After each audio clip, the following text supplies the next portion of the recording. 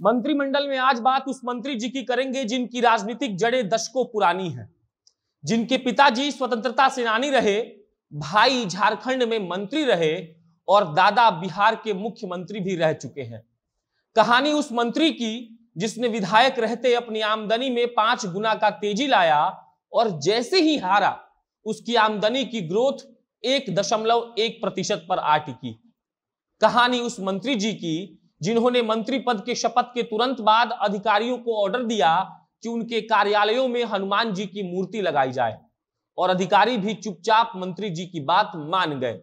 वैसे टालते भी कैसे?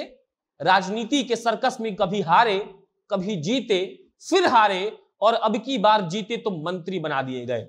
नमस्कार, मेरा नाम प्रशांत राय है और आप जनता जंक्शन की स्पेशल सीरीज मंत्रिमंडल देख रहे हैं। और आज मंत्रिमंडल में कहानी अमरेंद्र प्रताप सिंह की।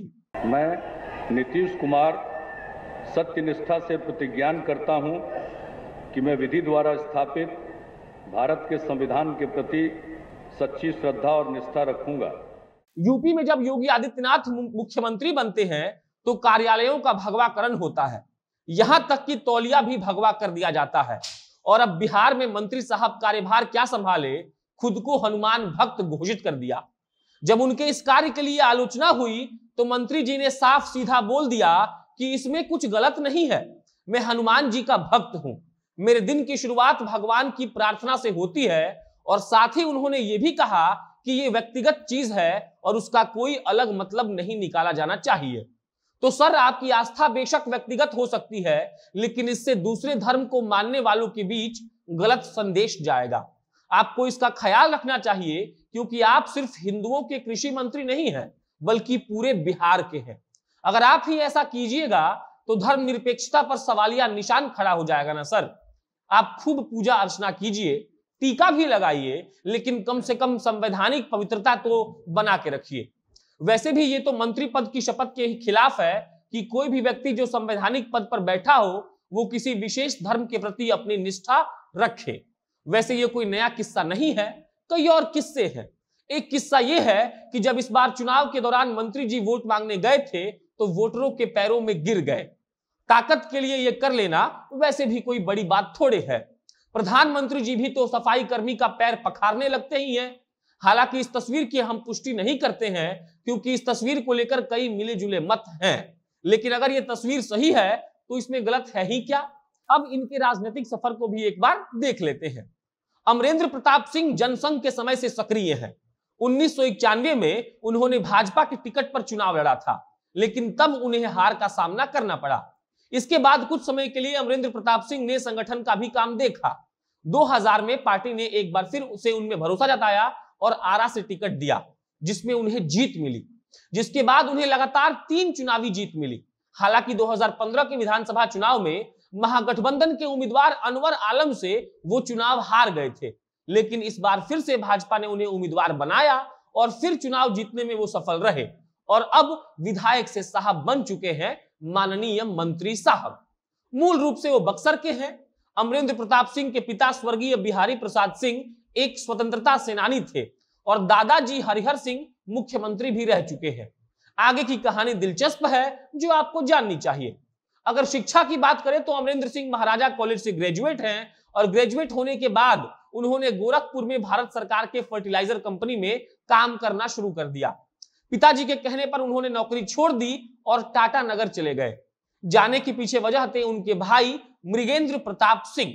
वो उस वक्त झारखंड सरकार में वित्त मंत्रालय संभाल रहे थे और उन्हीं की अनुशंसा पर अमरेंद्र प्रताप सिंह ने टाटा टेल्को कंपनी में नौकरी शुरू कर दी और उनके ही देखरेख में एक बड़ी हड़ताल की गई, जिसमें मजदूर संघ के नेता के रूप में अमरेंद्र प्रताप सिंह ने हड़ताल का नेतृत्व किया। जिसके बाद उनकी नौकरी तो चली गई, लेकिन राजनीति में एंट्री का रास्ता साफ हो गया।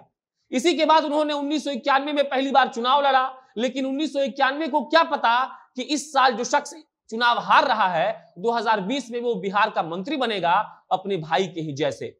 वंशवाद के अमर बेल में लपटे राजनीति के अप्रत्यक्ष रूप के दर्शन का अगर नाम ना सही तो पिछले कतार में तो आप इन्हें जरूर पाएंगे। कहानियां और भी हैं और दिलचस्प भी।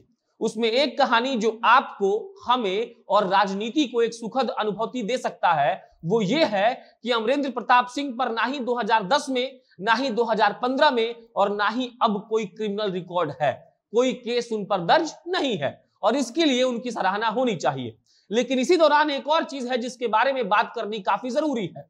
मंत्री जी अपना पेशा सोशल वर्क और किसानी दिखाते हैं और इसी दौरान हमें यह जानना काफी जरूरी है कि उनकी कुल संपत्ति कितनी है, मतलब कि एक सोशल वर्कर और किसान की संपत्ति कितनी हो सकती है। जानकारी के लिए आप जान लीजिए कि 2010 में जब अमरेंद्र प्रताप सिंह ने एफिडेविट जमा किया तब उन्होंने अपनी संपत्ति 32 लाख बताई थी।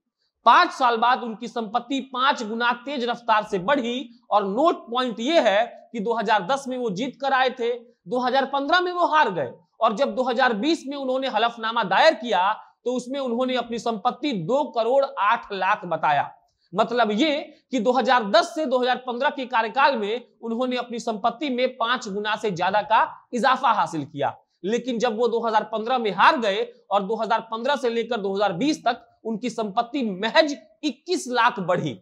अब यहां मेरा सवाल यह रहेगा कि विधायक बन जाने के बाद अचानक से एक किसान की आमदनी 5 गुना कैसे बढ़ सकती है, क्योंकि हमने तो उस दौर में भी किसानों को आमूल चूल जरूरत के लिए जूझते हुए देखा है और वही किसान जब विधायकी हार जाए तो उसकी संपत्ति महज 1.1% ही बढ़े। बाकी अमरेंद्र प्रताप सिंह नए नए मंत्री बने हैं, इसीलिए हम उनसे यही उम्मीद करते हैं कि ये किसानी के क्षेत्र में वैसा ही रिवोल्यूशनरी बदलाव लाएं जैसा इनकी आमदनी में 2010 से 2015 के बीच में आया। वैसे भी किसानों को इसकी सख्त जरूरत है। बाकी ये वीडियो यहीं पर खत्म करते हैं। आपको ये तुलनात्मक अध्ययन कैसा लगा हमें कमेंट बॉक्स में जरूर लिखकर बताएं। मेरा नाम प्रशांत राय है। आप जनता जंक्शन की स्पेशल सीरीज मंत्रिमंडल देख रहे थे। कैमरा के पीछे अंकित शर्मा खड़े हैं। बहुत बहुत धन्यवाद।